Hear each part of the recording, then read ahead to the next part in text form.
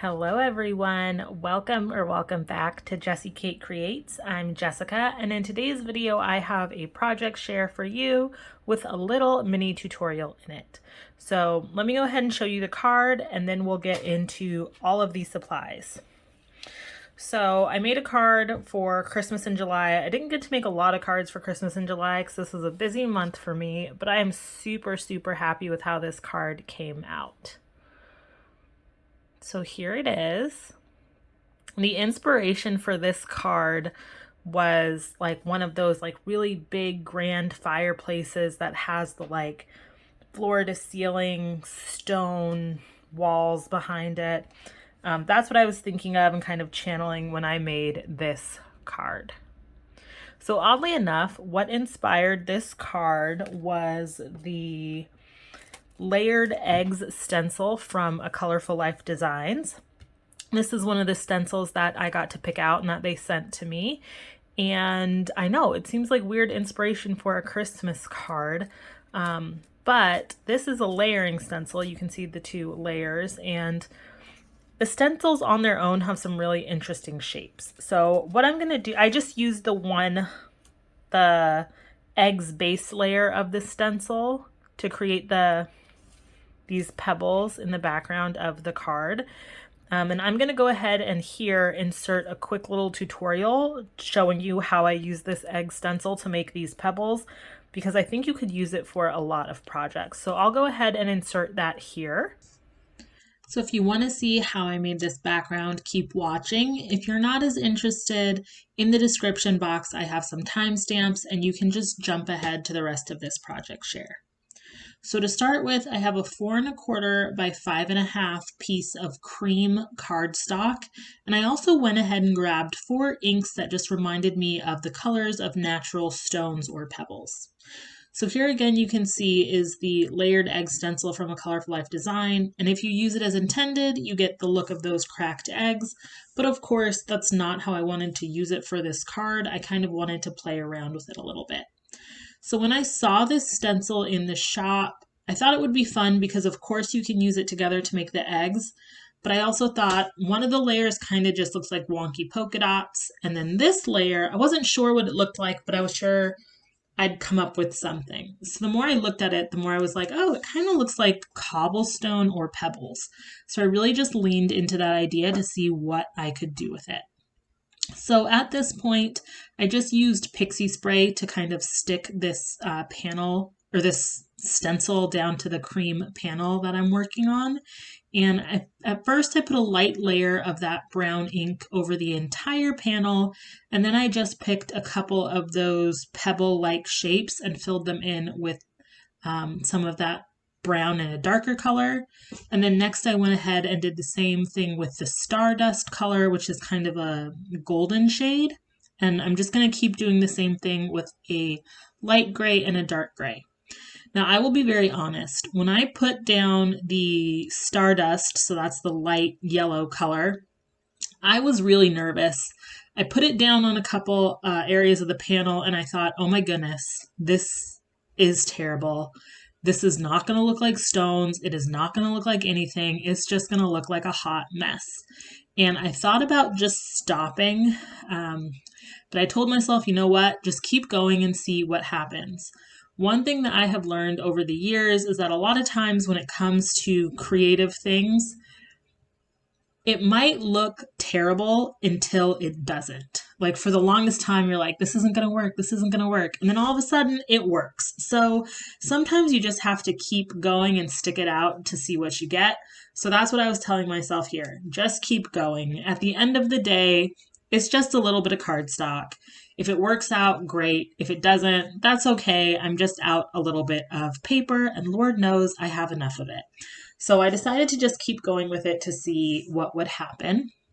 So I filled in more of those circles, and then I just kind of went back over everything with the brown ink.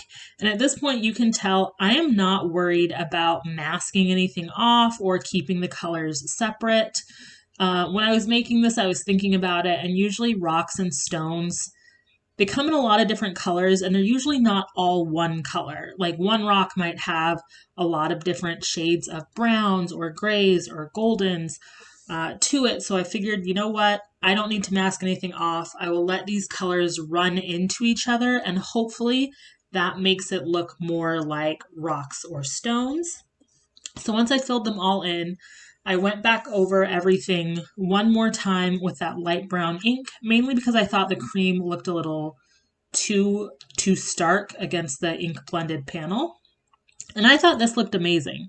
I also thought a panel like this would be really cute to make like some sort of gnome card or like fairy card or something with a little cottage on it. So I think there's a lot that you could do with this, but obviously I use it for a Christmas card. Okay, so I also want to show you, so for this card I used warm colors, but I actually tried this once using some different grays, and it's not bad, but I wanted a background that was warmer than this gray one was, which is why I redid it with the browns and golden colors in it as well. So that was the background. Now most of the dies on this card come from a Spellbinders die. This is the die. It's a very, very large die set. This is the Santa's Fireplace die. It was the large die of the month from Spellbinders in October 2021. I like this because it has so many different elements to it. Obviously, it has the fireplace, and it also has a lot of the accessories for the fireplace. So like the candlesticks, the garland swags that I created, little fire in the logs, those all come from this die set. It's one thing I like about Spellbinders dies is that they're always very detailed. Like it even has all of those like layers for the fire and for the logs. So I just thought that was really fun. So that was how I got the fireplace on this card. And for the sentiment, this is actually from a set of Sizzix Thinlit dies. These are all a different bunch of like Christmas and holiday phrases and words. So like Merry Christmas, Season's Greetings, Noel, Peace on Earth. Lots of sentiments like those that I just like having these in my collection. And for the sentiment, it is black glitter paper that I stacked up. I don't know if you can see, but I stacked it up on 3 or 4 layers of cardstock, so it is a pretty thick raised up sentiment.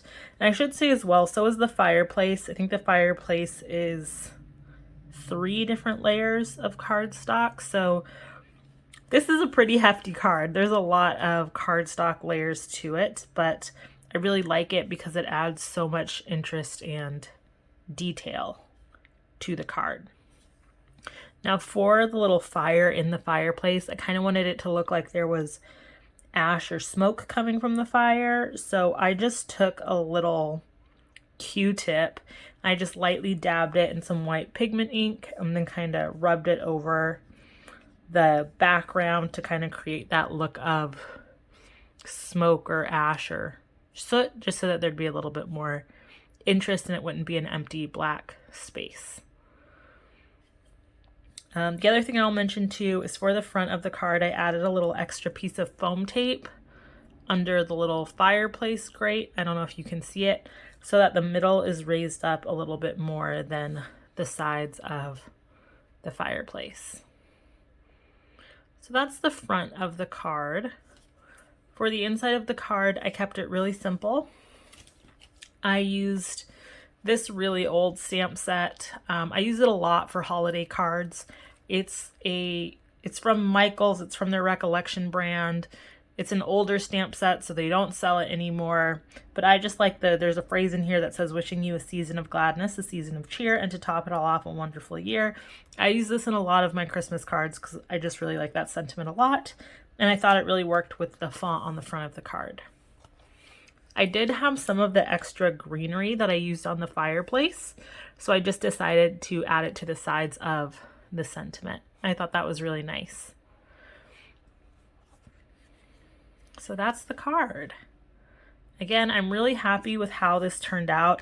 I wasn't sure if I was going to get these pebbles to work, but I thought they did. And that's one of the things to me that's really fun about getting creative with the supplies that you have, is kind of figuring out how to take something and use it in a completely unexpected sort of way.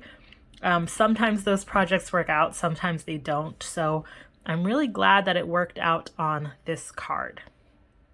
Thank you guys so much for watching. Let me know what you think of this card in the comments. Do you think I was able to pull off these pebbles? I'd be curious to know. I hope this inspires you to get creative and get crafty, and I hope it inspires you to look at some of your supplies with fresh new eyes. Thank you guys so much for watching, and I will see you in the next video. Bye!